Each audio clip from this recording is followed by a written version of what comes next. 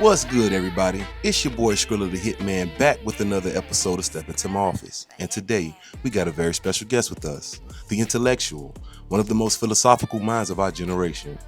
He's America's uncle, because you may not like the truth, but you need to hear the truth. And down here, we call him C-Dub.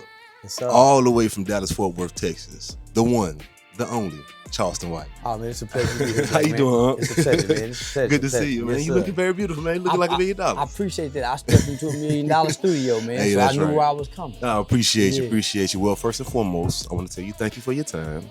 You know what I'm saying? Because Long time overdue. I appreciate that. That's very humbling because you know we can lose materials and get it back. Yeah. We can lose money and get it back, but time is priceless. Yeah. So thank you for coming and giving my humble platform some of your time. Yes, sir. Yes, sir. So let's I'm trying to clean up my image. So yeah. I'm trying to clean up the image. So I'm going on professional platform, big or small. That's right. As long as it's professional. And we happy to have you. Yes, sir. So let's start at the top. Now the name Charleston White for the past few years has been polarizing. Yeah. Right? Would you say that you're misunderstood? I think you're misunderstood. Very much so. Most people think I'm the character. Most people think I'm actually the guy who I present online. Gotcha. So they think the traits and the characteristics. There's some elements of my personality, in the character. But as far as the characteristics, nah, that ain't who I am. Right. Yeah, because in person you're a very, very humble guy. You're Respectful, very respectful and yeah. mannerable. You look out for make sure everybody comfortable. You Yeah. make sure everybody eating. You make sure everybody's straight. Yeah. I can play the character in real life. I can play the character in real life. At times, it's a defense mechanism. Right. The character keeps the bullshit people away. Right. That's true. If I see you're not a sincere person, or if I see you a bullshit person, then I put the character out front. And if you can get past the character, then obviously you see something else other than the character. Absolutely. Yeah. Absolutely. So most people flee from the character. Right, and it's worked out good for you because you normally it's been- keep BS away from you that way. It's been very successful. It's been very Absolutely, successful. to say the least. But most people don't realize Yes, sir. I created the character going downtown, squabbling with white people over the issues in the black community. Yeah, okay, so let's get into that. Because most people that's content creators or most people on the internet, they don't have like, they usually sell a product or they have a service they sell. Most of them don't have outreach and connection and engagement with the actual community. No, they don't. So you came into the community being an activist, being a person who's looking for change, outreach. Man, I was frustrated. Yes, sir. And I felt used because I had worked with the Texas Juvenile Justice Department. My youth organization was highly recommended to all 254 counties throughout the state of Texas. Wow. By the Texas Juvenile Justice Department, which is formerly known as the Texas Youth Commission. So I used to train all the state's juvenile correction officers. I got three youth development programs. One is a youth development program, one is a youth engagement program, one is an anti-gang cognitive intervention program that I used to teach inside of not just the juvenile state-ran facilities. I used to teach them and train different county juvenile probation departments. I used to teach this I taught it for 2 years at J.D. Hall Learning Center, Metro mid-level, Metro high school, mid-level middle school. So I've taught this in schools, county probation department, in-state juvenile facilities. And I did it for free. And they know they should have been paying me. Right. So because of the impact. Well, most people who find a purpose in life, yes, sir, and feel like this is a God-given purpose and they walking in purpose, they don't know how to charge for the service they provide for the purpose that they're walking in, right? Gotcha. So most women who take kids in don't know how to go downtown and get the proper license certifications to be able to get funded to help, even if it's they nieces or their nephews. Right. So at some point they get run down, they felt used, they felt burnt out. And that's most people who are actually helping and don't have the funding, right? So I had the heart, I was committed, I was dedicated, but nigga, I didn't know how to ask for money. So Gotcha. I remember meeting this Caucasian man who said, Charleston, if you don't put no business with your purpose, you're gonna get burnt out. Right. Within 5 or 6 years, I got burnt out. Because while I'm out helping everybody else, working with everybody else's kids, helping raise money for backpacks, school supplies, turkeys, toy giveaways, I need to be on that list too. Right, yeah, you need to. Yeah, it felt good. It was inspiring. But that felt good outside the home. Right. Going back home, it didn't feel good to be helping other people, but you and your people need help. You need to be in line too. So I had to refocus. Okay. And my frustration was, I want to get these programs inside the juvenile facility. Right. They're asking to see them. They want them. I don't know. I just need to send the first 2 pages. I'm just so excited that they want to see my program. Right. I send the whole program. The whole pamphlet. Once I send the whole program, I don't hear from them no more. Why else would they need to call me? They got the program. Oh, I get you. You didn't give them the whole game plan. What they need I from you. I done told them what it does. They want it. Right. Once I give it to them, I didn't know not to give them the whole thing. Just give them the trailer. There you go, man. And you gave them the whole season. So now, I'm working with the pastors. The pastors is using me to get grant funding. Okay. But I'm saying, man, I need grant funding. So my frustration, I went from being clean cut. So you saw pictures of me in the bow tie, clean cut. Absolutely. Yeah. I took on the ignorant because as a kid growing up, I used to hear older black people say, ignorance always prevails. Yeah. I started realizing nobody know how to deal with an ignorant black person. That's true. Nobody. You see them at the store going crazy. They get nervous. When the mama come to the school, and she got her hair and she hitting on her head, she got them shorts on, showing her print, and she telling them teachers what they gonna do and they better do. Yeah. So that's the ignorant. Right. So what I started doing was I started going downtown acting ignorant. And I realized that I act ignorant to get their attention. Hey, what's wrong, man? Somebody go talk to them. Right. So once somebody come talk to me, if they're not ignorant, then I walk myself back from being ignorant all the way to intelligent. And I realized that would confuse people. True. I realized that's a power that I have. I start out ignorant, the ignorant, and I turned to an intelligent person. Right now, I started winning every situation I was in by doing that with the police or whoever. I start out ignorant. Nobody knows how to deal with an ignorant, especially if he can turn intelligent. Right. Now, if they stay ignorant, they dismiss him. Of course, yeah. But once get him out of here. He's angry. Angry, ignorant, nobody wants to hear them because they cannot stop hollering, being mad. Right. I can go from being ignorant to intelligent instantly. And it throws people's minds. Yeah. And that's where I captivate anybody that talks to me. I can go from intelligent to ignorance in a matter of a switch. That's true. Nobody can deal with that. No, they don't know how to gauge that. They can't calculate for that. No. So that's been my superpower. Right. So I use that tactic. That's why you see interviews and you see videos of me downtown with a shirt that say nigga. And I'm telling white folk, so they would have to drag me out. Right. Not because I'm talking crazy, because I'm speaking ignorant with intelligence. Got you. They don't know how to deal with that. Nobody knows how to deal with it. Talking intelligent but speaking ignorant, or talking ignorant with intelligence. It's an oxymoron. They don't go together. It's I learned to do this as a kid because I was the smart kid in class, but my buddy wasn't. Oh, so you had to do for my other buddy wasn't. Yeah. So guess what? We the class clown. Yeah, we gonna hang together. Once she separate us, then I gotta go back to being intelligent. I gotta go back to being intelligent. So this is a practice you've been doing since you was a kid. So the internet became a stage for me.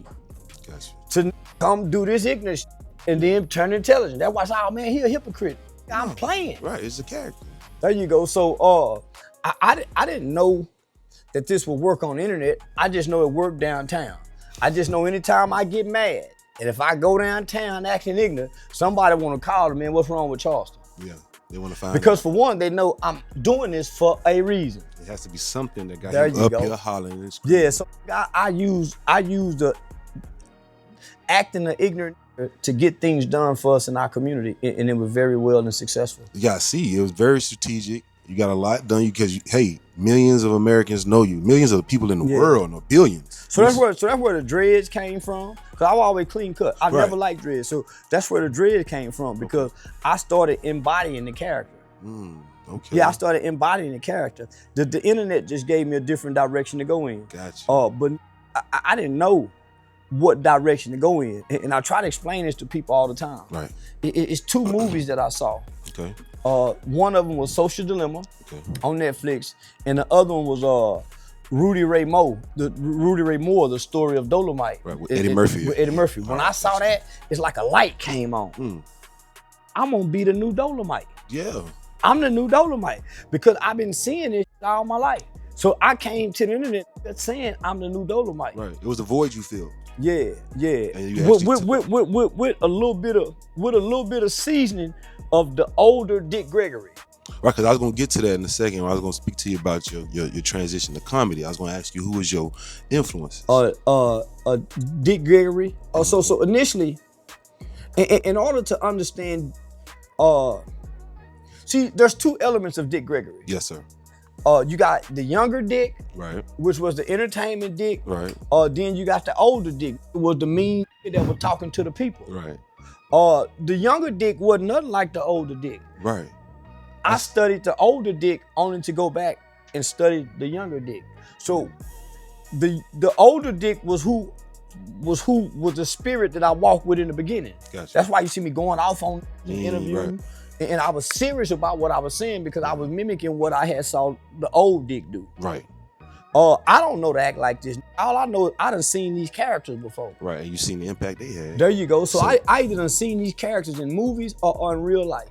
At the barbershop, at the bar, at the juke joint. So I'm embodying and reacting the characters and replaying the things that the people I've seen with my own little spin to it. Right. So the older Dick, he was mean. He mean, and remember he cussed him out in the interview. Right. Yeah. So I'm about to die. and that interview was probably the most impactful interview that Dick Gregory probably laid down for us because in that interview he said, "We the media." He said, "You got a microphone and a camera. Right. That microphone and camera is way more powerful than 10 of your 15 celebrities." Right. And when Custom guy said, "No, we can rewrite the narrative." Right. And you asking me this dumb shit. Right. So that's why I get mad if nigga ask me dumb shit. As sharp as I am, you know me by it. Why you ask me this dumb shit? So nigga, when I saw that nigga, I couldn't get we the media out my head. It went from my head to my spirit. You can't write my narrative. I got a camera and a phone. Yeah, I got the newspaper can't nothing I get to rewrite history without these motherfuckers. Whatever I say go. Straight up. And that's what I took to this social media shit. So between Dick Gregory, Maul Mabel, Petey Green, I aspire to be Petey Green. Petey Green. So I aspire to be Petey Green. That's my ultimate goal. I seen the movie where it was Talk to Me with your Don Cheadle. Yeah. Petey Green was just like me, little old bitty nigga. Radio legend, Petey Green. I aspire to be Petey Green. Yes, sir. But my gift and my talent is on stage making people laugh. I'm a Richard Pryor, Eddie Murphy, storytelling. I don't punchline jokes and twist my ass and do none of that. You ain't do no impressions. And I can go in characters, so I can play different characters. So homie. So the internet, because what all it has to offer, I found me. Right. Most people on the internet looking for other things. Right. I go to the internet to look for what I found me. Found you.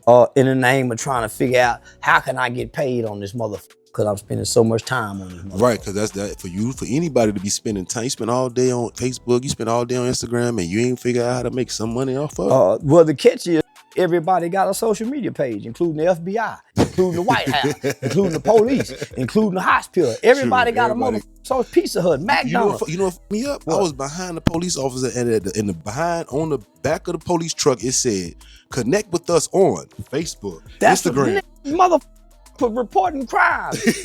This is so. I'm saying, man. So once I saw Dolomite, but I had seen Social Dilemma. Social Dilemma changed my whole outlook on the world as a human that exists in today's time. Okay. Social dilemma was like talking to God, was like reading the Bible. I tried to break this down the other day. Oh, we got time. I'm listening. Before the internet, there was only one world. There was two worlds. Okay. There was a spiritual world that we can't see, that we say they exist, and then there's a physical world that we exist in. Right. The internet came and created a third dimension for us to exist in. Metaverse. It's not outer space. It's metaverse. Yes, sir. Metaverse world is a portal. Is almost like a spiritual portal that we enter into every day. It's like a new world that we enter into, and we look around, and this is almost a perfect world. Right. The real world that we exist in, we ignore. Right. We be at the restaurant in our world.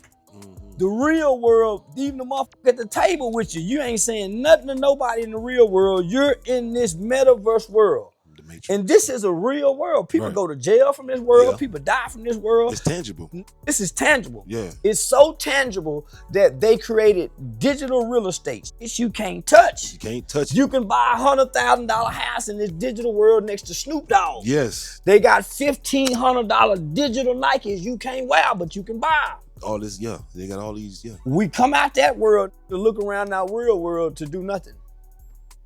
So disengaged with the real world. Then come back into this world, but we're doing a lot, but we're actually doing nothing. We're just looking, we're just Scrolling. seeing, Yeah. we're typing, and there's no return on it. No. And what we do in the real world, we spend less time in our real world and more time in this metaverse world. When I saw Social Dilemma, I said, all of us have been chipped.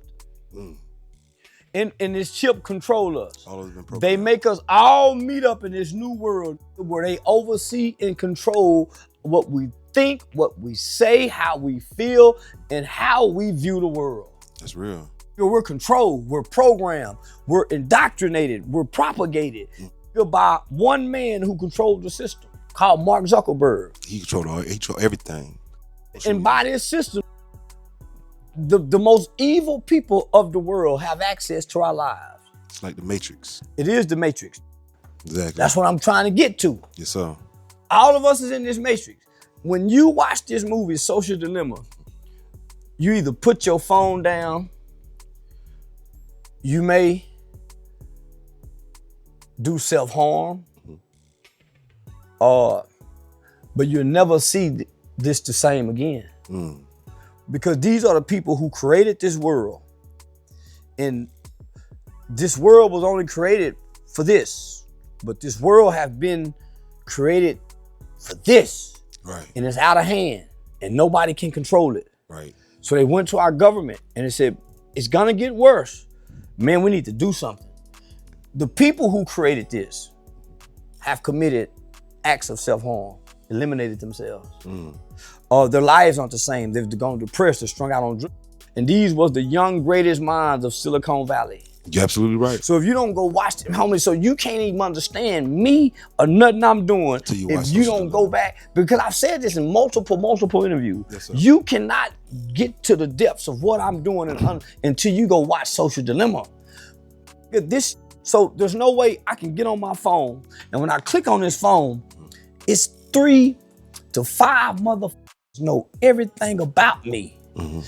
If I put this phone down and say, I'm done with social media, if I don't log out that app and delete that app, if I keep that app on, if I wake up in the middle of the night and I'm looking at a woman's picture for 3 seconds, they know how long I'm looking at her. If they notice I'm liking her, They can gauge that too. listen, they're so powerful, they can make me and her meet up in real life.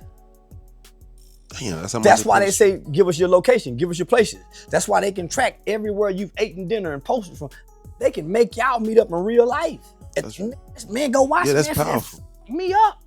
So when I realized that there are trillions of dollars that's hitting from the average social media users that they don't know is being made off of them, whether it's advertisers buying their information, sponsors paying, man. Your data is the most valuable There thing. you go, data collection, is the there most you go. valuable When I thing. got that game. Right.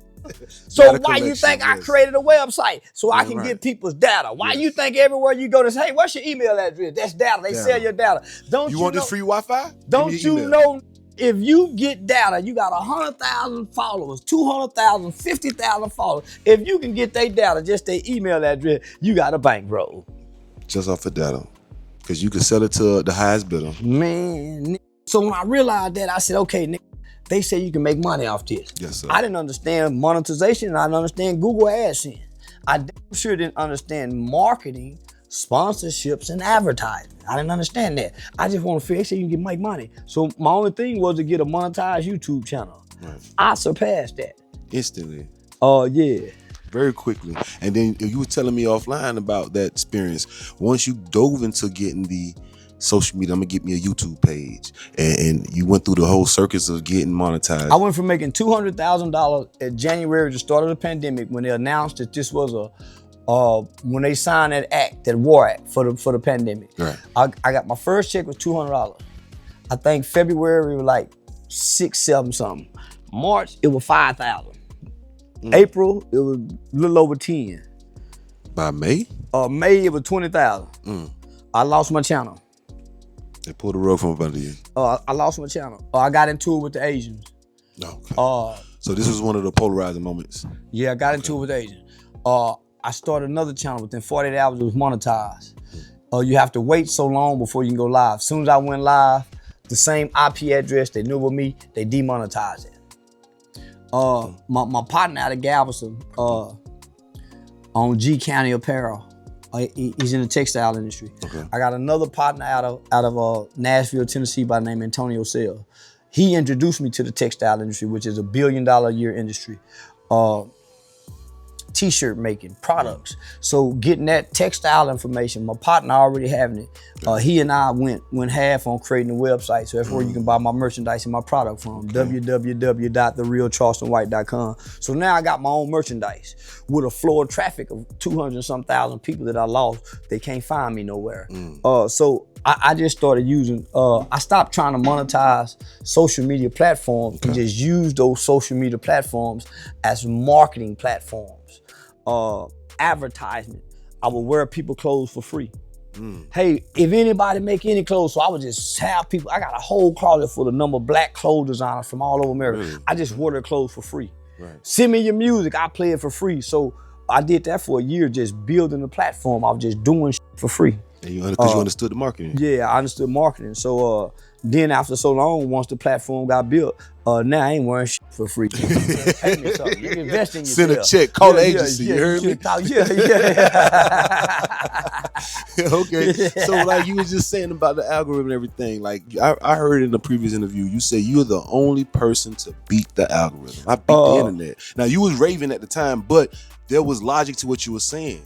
Because as you just was talking about how you had to go from here. Well, they made it impossible. They put up so many barriers for me to monetize any social media platform. Okay. So man, Charleston White, hashtag Charleston White. Yes, sir. Has 4 billion hashtags on TikTok. That's just my name spelled properly. CHRLSTON White has almost 20 million hashtags. Charleston White memes has, so I'm 4 billion plus hashtags associated with my name. That's just on TikTok, and I ain't even on TikTok. You even got a page on TikTok. Yeah, nah, homie. So I did a song, a T.I. diss song. It did like 20-something million streams on TikTok. I ain't even cashed that money in yet. But they make it so hard for me to get money on any social media platforms. I had to figure out a way because, for one, I felt it was unfair. course. I ain't killing nobody with my words. At all. I'm not spewing hate. This is the country, the land of the free, freedom of speech. And I make society, but because of social media platform rules and guidelines, they can beat your freedom of speech. And you agree to that when you accept the terms and conditions of the guidelines. So I understood that. So I had to figure out a way how to beat what's beat me. Right. And that's can I bring my social media following to real life? Right. I've watched Vlad TV try to start a podcast, couldn't do it. I watched many other people, Say Cheese TV, DJ. Many people have tried to left social media to come sell tickets over here. And I've seen not many people do that. Who started out on social media and leave social media to come on stage or to a venue and sell tickets. I had to figure out how to do that. And you figured it out. Well, I didn't know how. I didn't know what to do. Yeah. Because my only focus was a YouTube. I didn't know nothing past YouTube. You was just blinded and so fixated. I called it blind man shuffling. Yeah. I called it blind. I was blind man shuffling. I didn't know nothing, and I had nobody to teach me. My nigga told me, my nigga Hockley said, at this point you can't lose. Right. You done started something that people want to hear and see. So got a demand from Mr. White. So I started paying attention to the comment section. Okay. In the beginning, I would ignore the comment section because the hate. There was a lot of hate there. And at time, if a motherfucker oversaturates you with hate, that can become discouraging if you don't have nothing to balance what you. Yeah. Right. So nigga, I would ignore the comment section at first, but then I started studying the comment section because I started understanding. This is more than views. Right. Most people are stuck on views. This views is where the nigga who don't understand how to get the money is at, because you can have minimal views and have great engagements and great impressions and be making what views is making. Exactly. But if you don't know what your engagements are, you don't know what the impressions are, then you go chase views. So that's why you hear a lot of people say, hey man, make sure you like, share. Yeah, like, share. Like, those are engaged. Leave a comment.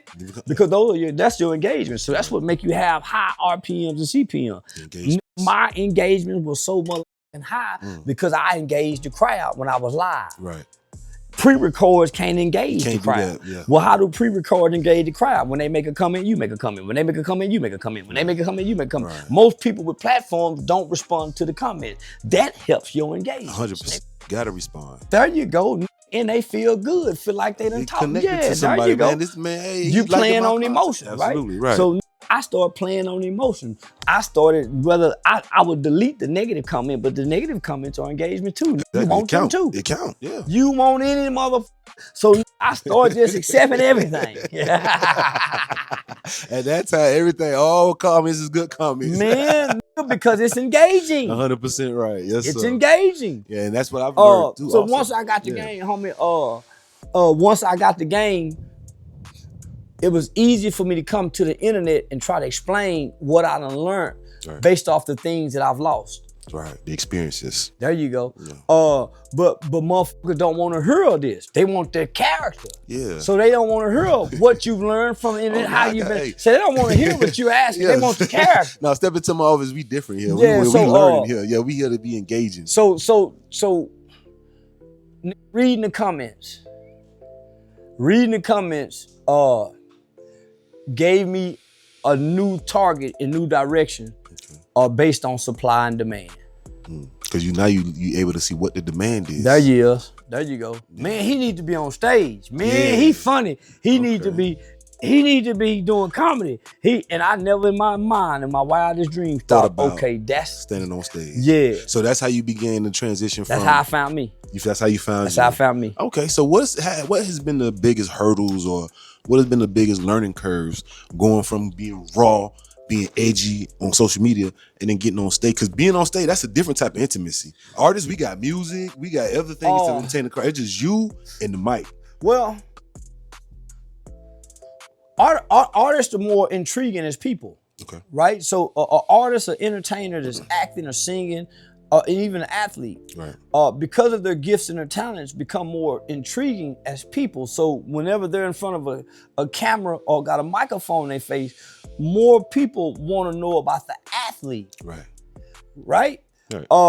which typically, unless they're involved in a scandal or something negative in the media, there's nothing intriguing. There's nothing negative or offensive that's attached to an entertainer or athlete because they amuse people. Right, true. I didn't come amusing.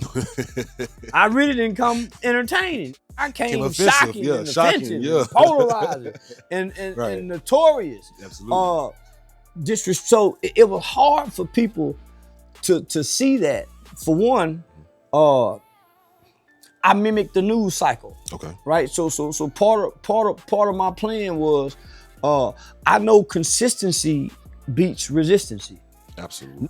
A broad that keeps saying no, if you keep hollering, she can't keep saying no. And you keep shooting, and you consistently keep getting the Mac on. So I understood consistency is a motherfucker, right? Yes, so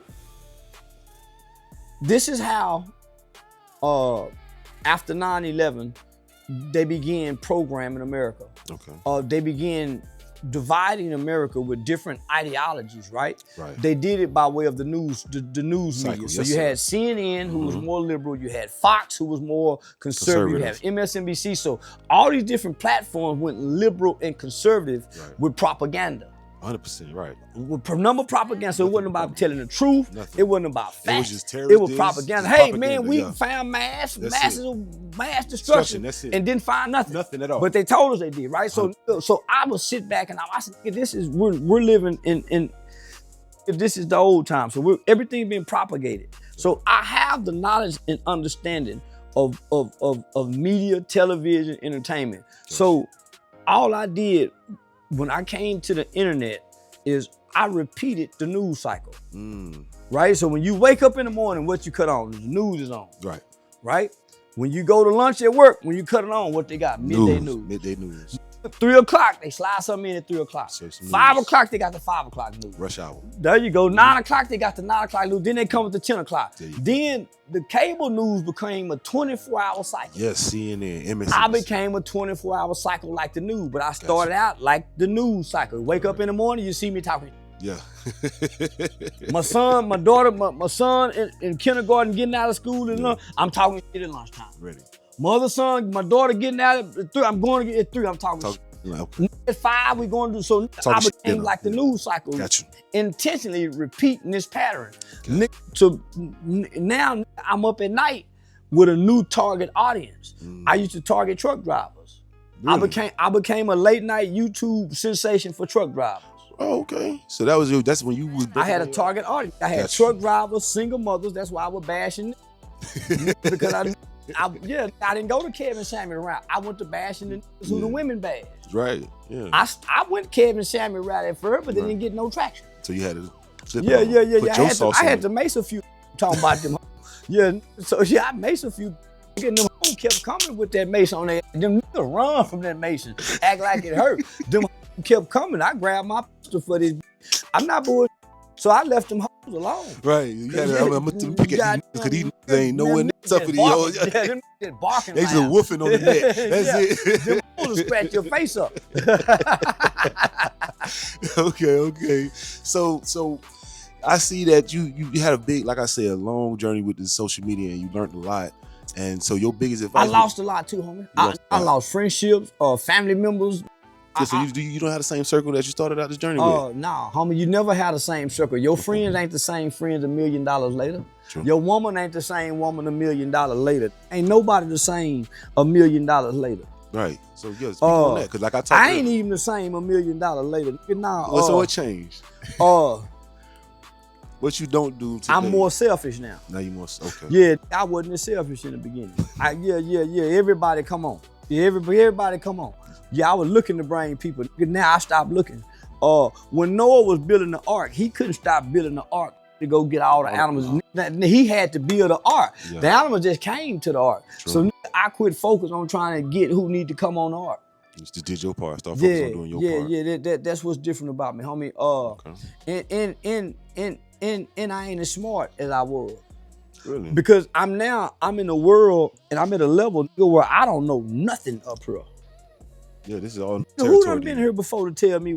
I don't know you nothing. Can't call nobody to ask no advice on it. I don't know nothing, so I got to be an extra student. Whereas before, I had a plan. I had a strategy. Now you got to pay attention, you got to learn, you got to focus. Now it's some new up here. That's real. That's real. So it's all new to you. So you gotta figure it out as you go. Yeah. So earlier we were talking offline. Earlier we even mentioned about like community outreach and touching the at-risk youth. What would you tell somebody today? Like if you were starting out today, if you started your journey today instead of during the COVID time, if you would say, you know what, I want to go ahead and I want to reach out to my community, where will you begin?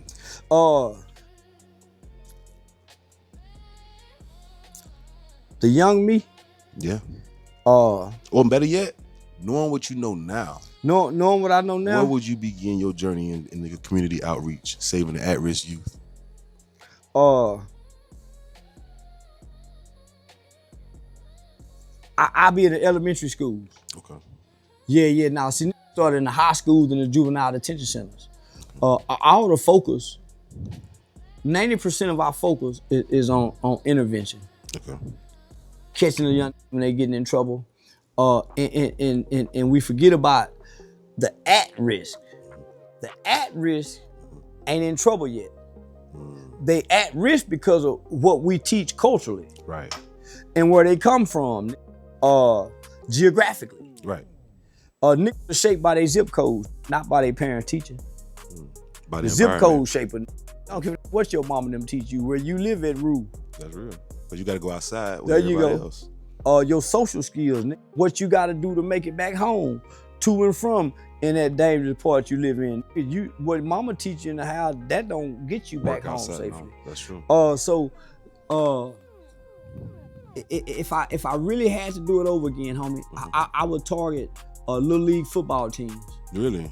Yeah, I would target all the little league football teams in the city, and I get with them coaches, and I make because these are the who go grow up to be enemies in each other. They all start out playing football together, either on the same team or against each other. These are they gonna end up each other. These are go start form. You instill in them a brotherhood of community. That's real. From little league football with the adults. Rather than having these teams separated after the game, no matter who win and lose, we all break bread together. Right. Sit down and eat. Let's all eat. Everybody eat together. So I would go back and say, we need to stop focusing on the community. Okay. And let's focus on the kitchen table. Every household should have a designated time where everybody eat together, like the old days. Traditional. Normally when we eat, you got your plate over there in the living room. I got mine over there on the back porch. You in your room watching TV. Now everybody in this table eat. See, that's how we kept our family together during the civil rights era all up into the 70s. Everybody had to be home to eat. Hey man, I gotta go home and it's dinner time. Yeah, it's dinner time. Hey, I gotta go. And when you sitting down eating, everybody get to look at each other. Say, what's wrong? Right, Why you quiet? How your day was today? Man, you get to examine people. Now, you back breaking bread with your family. That's right. Families don't break bread together no more. What other traditions you think we're missing in our community besides kids praying before they go to sleep at night?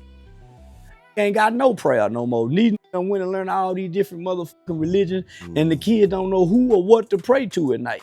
That's right. So you supposed to have a rhythm, a regimented schedule. Yeah. Today kids do not prepare for bed. They just fall asleep. They just fall asleep. Man, mama used to make man go get in the tub and get ready for bed. Ready for bed. That was a process. Get ready for bed. It's a ritual. Getting ready for bed. There you go. 100%. That's how you show up tomorrow because you prepared mentally. Tomorrow, yeah. So now it's a bunch of shit we traditionally, we don't have. Ain't nobody having the annual family reunion. Yeah, like we used to have. We always had family reunion. The family got together more than just for Christmas and the holiday. That's true. So, if you don't do that within your own family, then you ain't doing that in the neighborhood. How we go fix any motherfucking thing? That's real. We got to start. In the we house. don't get money together. We don't eat together. We don't pray together. How we go get together? You got to start in the house. Yeah. That's right. We got to start in the house. Yeah, I even heard when we was talking earlier, and a shout out to OG Brick by Brick. Without him, we couldn't have made this possible. But Brick was chiming in, and he said, you were speaking about like what we allow, and what as fatherhood, parenthood. raising sons back then versus now, raising daughters back then versus now. Like, what would we allow? And I wanted to get your thoughts on that. Like, how is it different now when you see there's no masculine energy? So we don't have enough men in the house. Because I told my son, I said, if you ever, I got 3 boys. Yeah. I raised myself, you see I carry myself. I told him, I said, when you see somebody, one of your friends, one of your homeboys, or just another kid at school, you see him throwing a tantrum, want to fight, he was raised by a single mom. There's no masculine energy around him. I said, because I've never came to y'all and checked y'all like that. Your mama screamed at you. Children mimic what they see and repeat what they hear. A nigga who like to fight is a nigga who been hit on. That's real. Most women, most mamas, don't whoop you until they frustrated or angry or having hard times in life. When things are good at home with mama don't whoop like that. So learn to be emotional, violent, and aggressive based off how they was hit. You don't learn to hit unless he was hit. Right. So the niggas that's been getting hit upside the head in the house, or the nigga who had a big brother that kicked his ass and their mama let him kick their ass. Me and my brother couldn't fight in the house. I whoop. I do that. That's now we fought outside, we good, but y'all fighting in the middle, y'all got y'all go up. Man, let me hear about y'all. Yeah, it's a wrap. Yeah, we couldn't Jones on each other. No. My dad, we couldn't do that. So my mama wouldn't allow no division in the household. So now it's a lot of niggas that's brutal because they were brutalized as a kid. Yeah. So I'm not a dangerous. Gotcha. But I can be violent to fit in. Right, that's what you learned from me. Yeah, I ain't no dangerous, but I can. Smooth, too much player. I can be violent to fit in. Because I can become a reflection of the environment. That's a survival skill most ain't got. Being adaptive. I'm a chameleon. My fear would cause me to it. You put me around a bunch of gorillas, I might show up a sheep. But if I realize these gorillas, I'll be a gorilla too. Straight up. Whether I'm acting, pretending to plan, I'm gonna be loud. But you won't know I am. That's a survival skill most don't have when they're afraid. That's real. Yeah, so my boldness and my cockiness just didn't appear when I got on the internet. Yeah, I've been like this forever.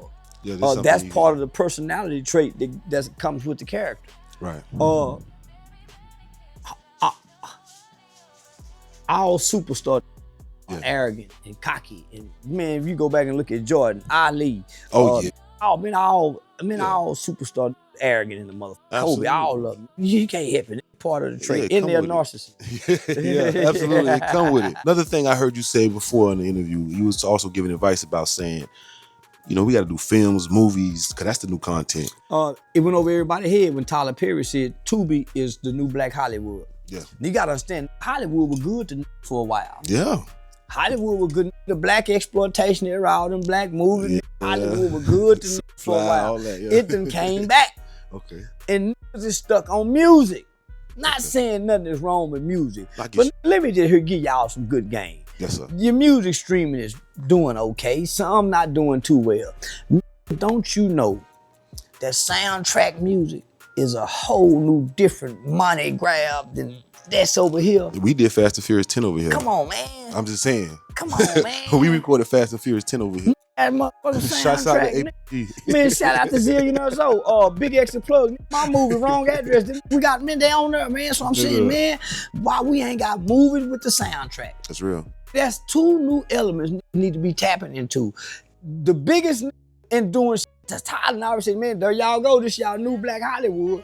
The movies, they have great movies on there. But then they got some movies where the production and the editing and all that ain't too good. You can sit in the wig cooking and all that. Guess what? That motherfucker still make money. Right. That director still got a check. That group of people still got a check. Now, this isn't considered a movie theater. This is considered streaming. Right. So I'm saying, y'all, let's stream. It ain't just Kick and Twitch, what we see the young people doing, streaming on Tubi, Hulu, or Roku. Zeus. 2 years ago, I had started my own Roku channel. Right. Charleston White Network. That's real. Got the codes and all that, but then I'm saying, they go get all the sponsorships and advertisement. Mm-hmm. So me, I might need to go to Netflix. Get what? So just learning, homie. Yeah. That's why I can speak how I speak. But I'm trying to get, man, let's go to shoot movies. Yeah, man. You gotta take this advice. It's free game. Movies a year, nigga. Yeah, cause that's real. Like you just saying, streaming is something that like And earlier I told you that earlier I called you America's favorite uncle, and one of those reasons is because you linked up with one of the biggest streamers in America. Yeah, he put that brand on me, Adin Ross. Adin, right. So how did you link up with Adin Ross? Tell us about that. He had reached out to me in my DM. Oh yeah. And I ignored him for like 4-5 months. Okay. Cause I didn't know who he was. I just saw, I thought it was one of them bot pages. Oh, okay. Yeah. So I ignored him. And we finally linked in. He cashed out me like $10,000 to come on the stream. I think it was a Discord. Okay. Yeah, he cashed out me like $10,000. So you knew he was serious. Yeah, he got my attention with that motherfucker. Yeah. My undivided attention. So you say what now? Yeah. So then he flew me out to Vegas. Okay. But the black community had me spooked. Right, Illuminati, all this type of shit. So you don't know. Right. And then I wasn't accustomed to people playing, the modern day game. Right. Yeah. All that frat boy. Yeah.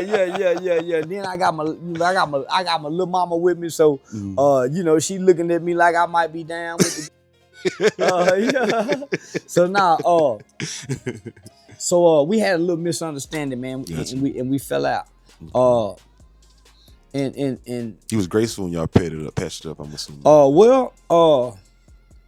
went overboard, and I. Yeah. I'm gonna go overboard at anything I do. You go overboard? Yeah, I'm an extremist. Yeah, I'm really? Extreme. Yeah, I'm an this extremist. is news to me. Yeah, I'm an extremist. So he kept reaching out to me. His manager Tav kept reaching out to me. Yeah, man, and I just was checking him out for a while. And like, man, this kid really don't mean nobody no harm. Right. He's not hate. Yeah, so we locked back in. He flew me to Miami. Okay. Put me up in that motherfucking bad JW Marriott. Okay. Pulled up on me. Gave me like 20, 30 in cash. Treat you like a player. Yeah. Gave me like 20, 30 in cash. Picked me up in one of them Lamborghinis. One of them motherfuckers. Them low to the ground, bitch. Yeah. Bumping that Drake. Okay. And yeah. He said, let me make it right, Unc. So he made it right, man. Awesome. And I made it right, because I had said some mean and cruel things about his sister. Okay. And his family. So we had a phone call. I had to I'm gonna write a letter to your sister and your mom and let them know that I'm not that kind of person. Right. That you're not involved. Yeah. So make a long story short, it's been what 4 years now. Yeah. We real tight. Got a great bond. Yeah, see y'all doing a lot of work together. Yeah, you got the boxing thing going? And gave me $100,000. So he went to Icebox, bought me a $100,000 watch for my birthday. Shots out Adin. Yeah, gave me a bad motherfucker AP. Okay. Yeah, booked a yacht party. He gave you the Miami trip. He gave you, booked the yacht party. You was out there like the Miami boys back in the 80s. I'm talking about, I think what? Almost like 50K in cash. Whoa. So he blessed my game. Let's live it up. Yeah, okay. So y'all got a great relationship. So what's in the future? What we got going on in the future for you? More comedy, man. So this will be my third full year in comedy. I've had a Live Nation tour. That's my fourth year. Fourth year. So my first year, I had a Live Nation tour. Me and TK Kirkland. Okay. Last year, which was my second year, I had TK Kirkland with the tour with Live Nation. Okay. My third year, I had my own residency, which was last year in Las Vegas. I had my own residency at Las Vegas Town Square at Wise Guys Comedy Club. So last summer, so every Thursday I was performing there. I just wrapped up a whole 53-week tour. The Underground Railroad Comedy Tour. So me, guy by the name of Hot Topic, Luther Green, and other comedians that I would pick up in local towns. Okay. I'm kicking off a new tour this year, America's Favorite Uncle. That's right. Hosted by 607 Unc. Okay, shots out 607 607 Unc. Yeah, y'all pieced it up. See, that shows you, I tell people all the time, there's no such thing as permanent enemies and no such thing as permanent friends when it comes to business. Well, homie, this is what I'm saying. If you take your feelings out of most situations. That's right. Because your feelings prevent you and sometimes stop you from logically assessing something. Right. Cause how you feel. Sucking your feelings. So I've never said this on the internet. He was out, so him and Terrence Gangster William were cool. Okay. So he came to Fort Worth and him and Gangster was doing content together. He was wanting to fuck with me. Hey man, but I don't just fuck with it. I don't really fuck with niggas. Yeah, I don't can't no He ain't too friendly like that. I gotta meet you and see your spirit. Absolutely. And I was fascinated by it. And then one day that said something crazy online and my feelings changed. After that, he just flipped the switch. I was still fascinated by it, but I ain't watching him no more. I don't like him no more. So yeah, I don't like you. I don't care how fascinating I was. I ain't watching you. So yeah, but he telling gangsters, man, I'm just doing what he do. Oh, it's just content. You can't do to me what I do to my. Can't out. Yeah, you got me here. So I look out there. So that made another video. The nigga said, man, what y'all like? I want to us white. Man, when that said that, I went crazy. I said, I'm gonna hurt that. Man, I can't. I'm been telling y'all, man, I'm trying to set that up and do all kinds of shit. So I will hurt it. So, but he just putting the internet game down. He just learned his hell. So one day, I done fell out with some of my people because they was in the same room with that nigga and didn't hurt him. Yeah. Yeah, I got some cousins I don't talk to because they was in the same. I seen 607. Oh, you didn't do nothing to him? You should tell me for. Do something for what, homie? He ain't done nothing to me. He just said some stuff, but he ain't. It ain't no ill. No real behind it, yeah. So once I had to say, man, why you don't like this? Man couldn't say that shit. That nigga playing on the internet. It's just a character. Man, playing on the internet. So I had a producer. I had a movie producer call me. They want to put me and him in the movie. Okay. And I said, hey, you a motherfucker. And I turned down some money. Boy, when I lost them shows for that Charlie Kirk shit, I went to college. Hey, say. What's over there? What's over that script? Say, it was over with. And then,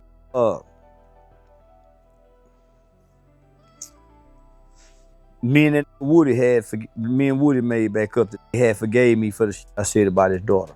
That's what made me say, man, cause I said some mean shit about that, you know. Yeah, Woody. Yeah. I'm saying, man, if that can forgive you, you'll block your blessings, not forgiving that, and you got business deals on the table, and it ain't done nothing to you. He ain't near about said the shit that you said to Woody. So I told the gangster, called it. Let's piece this up. Yeah, that's how that was. Okay, so that's how y'all got a piece together. Okay, well that's dope. I like to hear that. So you relocated down to Miami. Yeah. Or down to South Florida. Yeah, I moved to Miami. Yeah. In a affluent area. Yeah. So how do you like it? Is the weather nice? I love it. I love it. Like the club scene? How about the people? I love everything about Miami. Okay, food? I didn't like South Beach because South Beach was a tourist area where foreigners and most foreign people, they element could kind of control that part of it. You sound like a native here. You sound like you from around here. Yeah, so they kind of mistreated from South Beach. They don't get treated like no good nigga with her. They treat everything like what they think it is. Exactly. So it wasn't until I came across the bridge. And I see you got OG Brick. That's like one of my Miami. OG Brick broke across the bridge. How you link up with OG Brick? Man, through a mutual friend. Okay. Through a mutual friend I'm mad at right now, so I ain't gonna say his name. Oh, okay. Well, you got a good blessing because that brother there, you know, you solid with Brick. Yeah, nah, homie.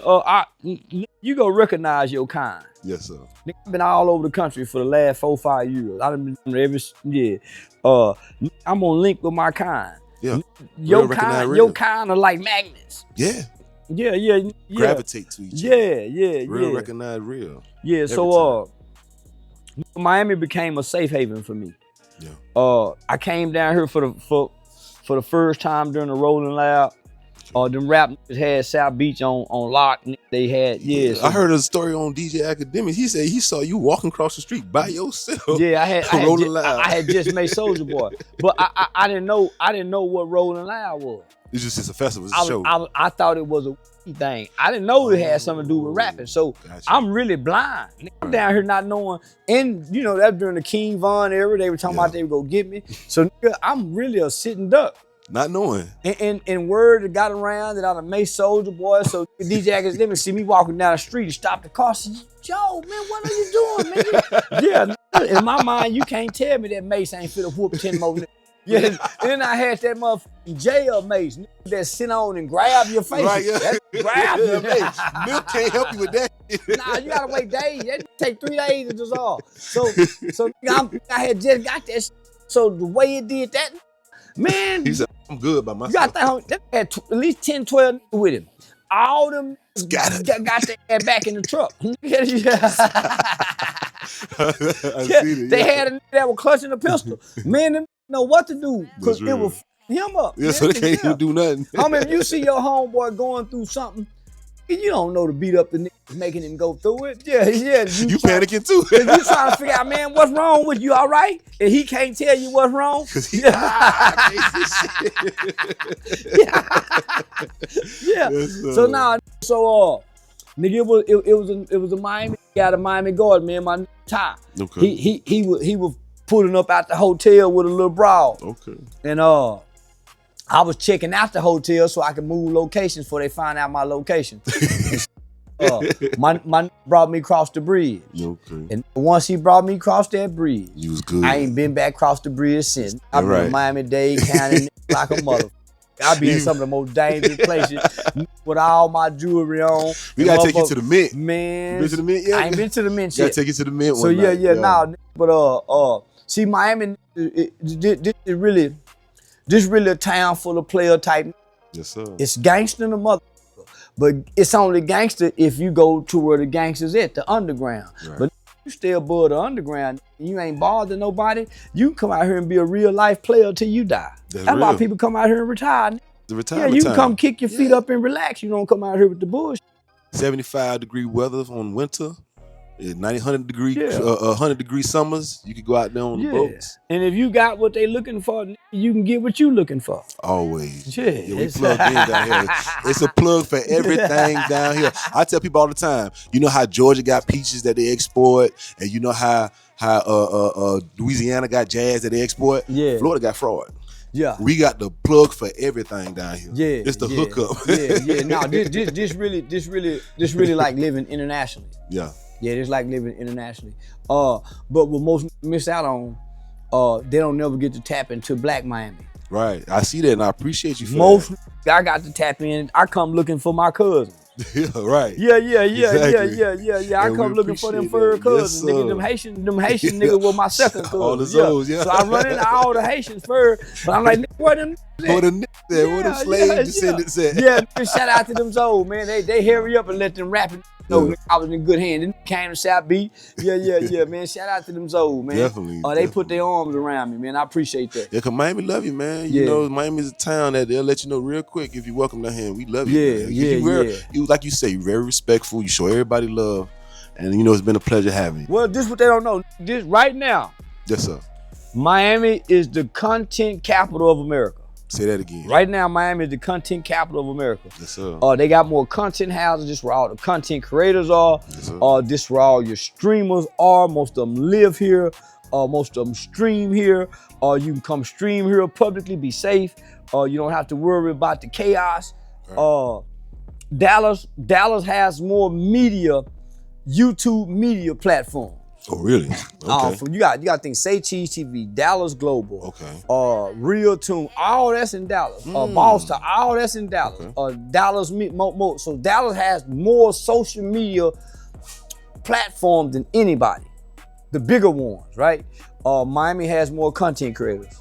So this is the content creators. Yeah, this is the capital of content creation. So if anybody is in the content creation, if they knew this is the spot you want to be at, they got the aesthetics. Yeah, that's easy. You could just walk down the street and there you go.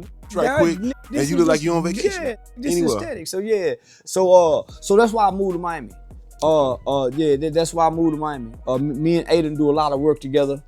I see you got a boxing event coming up. Yeah. So that's why I moved down here so I can train in box. Yeah. Yeah. So once I got through with the training in boxing, Not the island boy, you did your thing. Yeah. So I supposed to be fighting. I supposed to be fighting Fleece Johnson. Oh, Fleece Johnson. Yeah, I'm supposed to be fighting Fleece Johnson in like 2 months. Okay. They scheduled for February, but I'm gonna need 2 months. I ain't been training. I'm gonna need another 4 weeks. But like you were saying, I was talking about earlier when you were saying about the football being an at-risk, you'll start at the football league. I want to invite you because Flo Rida, he has a Florida Youth Football League. Yeah. And where we have kids all the way from 5 years old all the way up to 13 years old. We even got kids that went up to play for University of Miami, play for Ohio State and all the colleges. Like we got Jeremiah Smith played for us, Malachi Tony played for us. So I want to invite you when we get back to training, because school just got back this week. Once we get back into training, I want to make sure you come by and holler at them kids, man. Yeah, man. I want to create a program that I used to do in Fort Worth, Texas. You get like maybe. It's a lot of focus on the athletic kids, right? So you got them, but man, you find a group of kids that can't play nothing. Because that's what we offer too here at the studio. Like I bring kids that can't play nothing. You find all of us know at least 15 to 20 that we can say, hey homie, will you commit to sponsor this kid? Well, what you mean sponsor? We got a program that's called Match My Efforts. Okay. And it's a mentoring financial literacy program.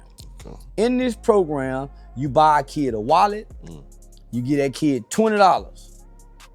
You meet with this kid once or twice a month, depending on you and the kid's schedule. Meet with him, just spend a little time with him, say, okay, man, how was your little time? Boom. How much money you done saved this month? At that 20. I saved 15, Mr. Charleston. I match 15. That's dope. I like that. I match. So now you teaching financial literacy rather than getting them a bank account. You teach them that a man keep a wallet and a man keep at least $20 in his wallet. That's right. Cause that's traditional teachings that we don't have anymore. There you go. Now, after about another time, man, how much? When I got 60, you match 60. You do this for 90 days. You do this for 90 days. Now, you take him or however and show him how to go put it on the card. You done started something every 90 days by doing that. If you want to take it longer, if you got a however long you with the kids, that's however long you do it. But it's a new way to financial literacy. Absolutely. You get with a young and you say, man, how much you done save? Man, I ain't say nothing, Mr. Charles. Oh, okay, now I got to teach you something. Now here you go. What you spend your money on? Man, I was buying chill. Why? Because I was hungry. Okay. Here go $20 more. What you going to take him to the store and tell him go in there and get something for the house.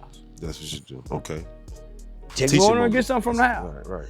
Now, next time, you finna way how to save, earn you some money. What you need to do. What have you been thinking how to earn some money? Right. You got a lawnmower? Yeah. You got a weed eater? You got a bucket and you got some gloves? Soap and some gloves, yeah. Okay, now you can sponsor a young to start him a business. Right. Okay. Now you got something for him to put in his hand instead of that. 100%, absolutely. Man, you gotta put something in their hands. Some money, a tool, a basketball, a foot. You gotta put something in their hands. Because they can't, if you leave their hand empty, they're gonna find something to put in. So now we done created a full program just by a little small financial literacy program. And that's a very good. It don't take no money to do that. At all. It don't take no grant money. It don't take no 501c3. It just take consistent follow up. It just take 20 to say we'll commit to do this and the consistency that we do it. Cause you cannot show up in a kid's life and be inconsistent. No, you can't teach inconsistency. Nah, you can't teach that. You can't do that. Yeah. You gotta be there, you gotta stick there for the long ride. Yeah, that's where the security come from. Yeah, that's where security come from, the consistency of something. Okay, like I was telling you earlier, I got 3 boys, and a program like that would be perfect for them. So I used to do this in the hood, but yeah, I said when I get somewhere and I can get situated and stable, I'm gonna get me a group of kids, and that's what I want to redo. Yeah, it ain't got to be big. We start out small. Efforts. Yeah, we start out small and then make it 20, big. 20, man, that's very good, man. So we covered a lot. We Yeah, got the internet, past. man. Yeah. We ain't talking no internet talk, no troll talk. You got much more to offer. Yeah, we office talk. Absolutely. Is anything you want to plug before we get out of here? Man, let me see. Man, I got a show coming up. Okay. North Carolina. I got Zanies, Buffalo, New York. Okay. Yeah, you sending them out too. Winston-Salem, North Carolina.